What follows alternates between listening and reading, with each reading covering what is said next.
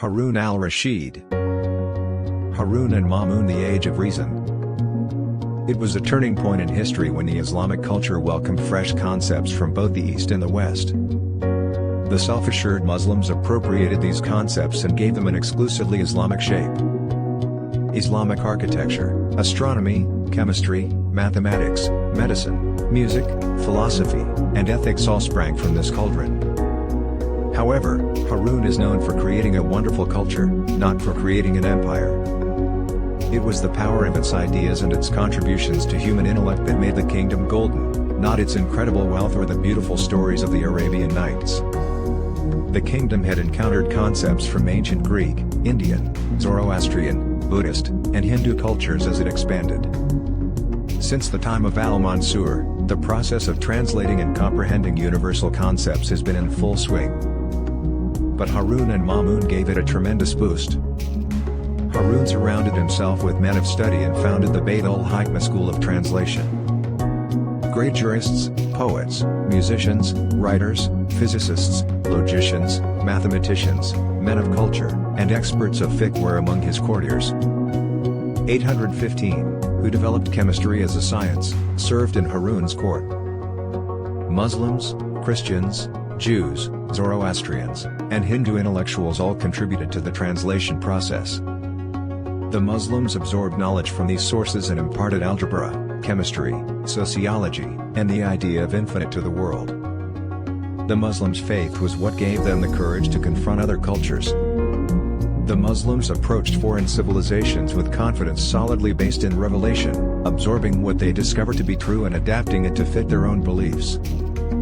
The Quran challenges both sexes to take inspiration from nature, consider its patterns, and influence it in order to instill wisdom. This is the time when the Hakim, who represents the model of ancient Islamic civilization, first appears, meaning, a person of wisdom. In Islam, a scientist is a man of wisdom who views nature from within and synthesizes his knowledge into a fundamental whole, not a specialist who studies it from the outside.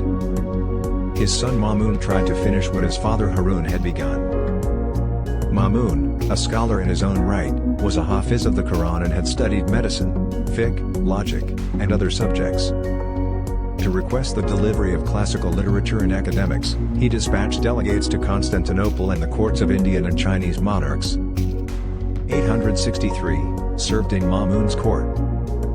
Al-Khwarizmi institutionalized the use of the decimal in mathematics, invented the word algebra, derived from the Arabic word jabr, meaning to force, beat, or multiply, brought the Indian numeral system to the Muslim world, from which it traveled to Europe and became the Arab numeral system, and developed the empirical method, knowledge based on measurement, in astronomy.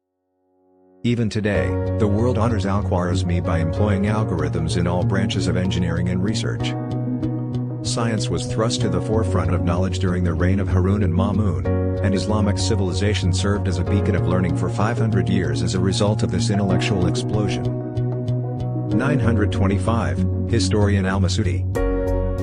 There were many paradoxes in the era of Harun and Ma'mun. The age of Harun and Ma'mun is the only time in Islamic history that so clearly demonstrates Muslims' schizophrenic attitude toward their own past.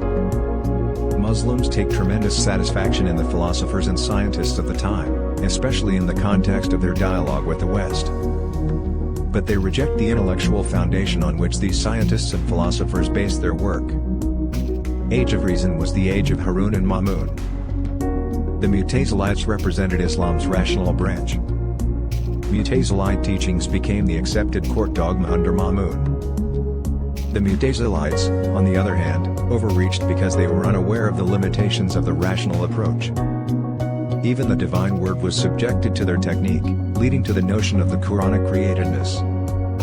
The Mutazilites used their logical methods to revelation without having a thorough grasp of time's phenomena or how it relates to physics. Imam Hanbal rejected any notion that threatened the transcendence of the Quran. The Ash'arite concepts gained acceptance, were assimilated into the Islamic political system, and are still influencing Muslim thought today. The rationalist, philosophical, and scientific school of thought was abandoned and exiled to the Latino West, where it was warmly received and used to build the contemporary world civilization.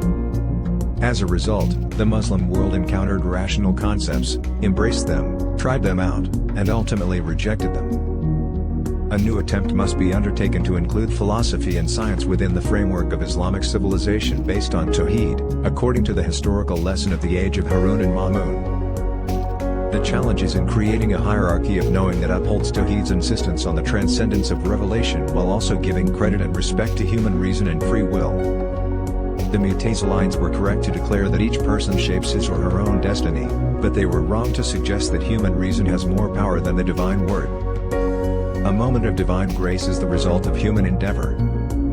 The Ash'arites were correct to believe that divine grace intervenes at every moment of time to settle all affairs.